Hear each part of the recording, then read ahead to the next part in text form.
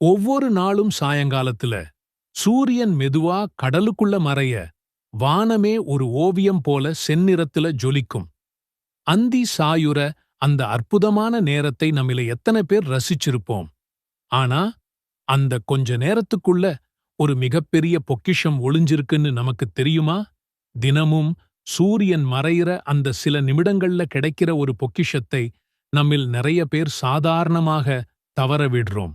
அந்த நேரத்துல அல்லாஹ் கிட்ட நாம மனசார கேட்டா கிடைக்கிற ஒரு பாக்கியம் அந்த தொழுகையில மறைஞ்சிருக்கு. அது என்ன பொக்கிஷம்னு யோசிச்சிருக்கீங்களா? அதுதான் மக்ரிப் தொழுகை. வாங்க அதோட அருமைகளை நாம ஒன்னா சேர்ந்து தெரிஞ்சுக்கலாம். ஒரு நாள் முழுக்க வேலை, படிப்பு, அலைச்சல்னு ஓடி ஓடி களைச்சு போய் நாம வீட்டுக்கு திரும்புற நேரம் அது. ஒரு பக்கம் உடம்புல அசதி, இன்னொரு பக்கம் அடுத்த வேலைக்கான அவசரம். இந்த பரபரப்புக்கு நடுவுல பாங்கு சத்தம் காதுல கேட்டா கூட சரி இன்னும் கொஞ்ச நேரத்துல தொழுதுக்கலாம்னு அசால்ட்டா தள்ளி போட்டுடுறோம். ஆனா மத்த தொழுகை மாதிரி மக்ரிப் தொழுகைக்கு நேரம் ரொம்ப அதிகம் கிடையாது. சூரியன் முழுசா மறைஞ்சதிலிருந்து வானத்தில் இருக்கிற செவ்வானம் மறையிற வரைக்குமான கொஞ்ச நிமிடங்கள் தான் அதோட நேரம். கண்ண சிமிட்டுற நேரத்துல முடிஞ்சு போயிடும். இந்த குறுகிய நேரம்தான் இந்த தொழுகையை ரொம்ப முக்கியமானதாவும் அதே நேரம் நாம சுலபமா தவறவிடக்கூடியதாவும் மாத்திடுது. அல்லாஹ்வுக்கு மிக விருப்பமான செயல் எதுன்னா தொழுகையை அதோட சரியான நேரத்துல தொழுவதுதான்னு நபி ஸல்லல்லாஹு அலைஹி வஸல்லம் அவர்கள் சொல்லியிருக்காங்க.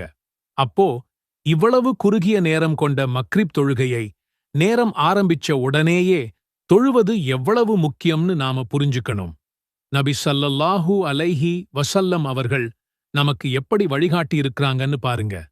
ராஃபிவு இப்னு கதீஜ் ரலியல்லாஹு அன்ஹு அவர்கள் கூறும்போது, நாங்கள் நபி ஸல்லல்லாஹு அலைஹி வஸல்லம் அவர்களுடன் மக்ரிப் தொழுதுவிட்டு திரும்பும்போது எங்களில் ஒருவர் அம்பு எய்தால் அந்த அம்பு விழும் இடத்தை பார்க்க முடியும் என்று சொல்றாங்க. அதாவது முழுசா இருட்டுறதுக்கு முன்னாடியே அந்தி வெளிச்சம் இருக்கும்போதே நபி ஸல்லல்லாஹு அலைஹி வஸல்லம் அவர்கள் மக்ரிப் தொழுதுடுவாங்கன்னு இந்த ஹதீஸ் நமக்கு அழகா புரிய வைக்குது. வானவர் தலைவர் ஜிப்ரீல் அலைஹிஸ்ஸலாம் அவர்கள் நபி ஸல்லல்லாஹு அலைஹி வஸல்லம் அவர்களுக்கு தொழுகையின் நேரங்களை கற்றுக் கொடுத்தப்பவும் மக்ரிப் தொழுகையை அதோட ஆரம்ப நேரத்திலேயே தொழுது காட்டினாங்க. இதிலிருந்து இந்த நேரம் அல்லாஹ்வால் நிர்ணயிக்கப்பட்ட ஒரு முக்கியமான நேரம் என்பதை நாம உணரலாம்.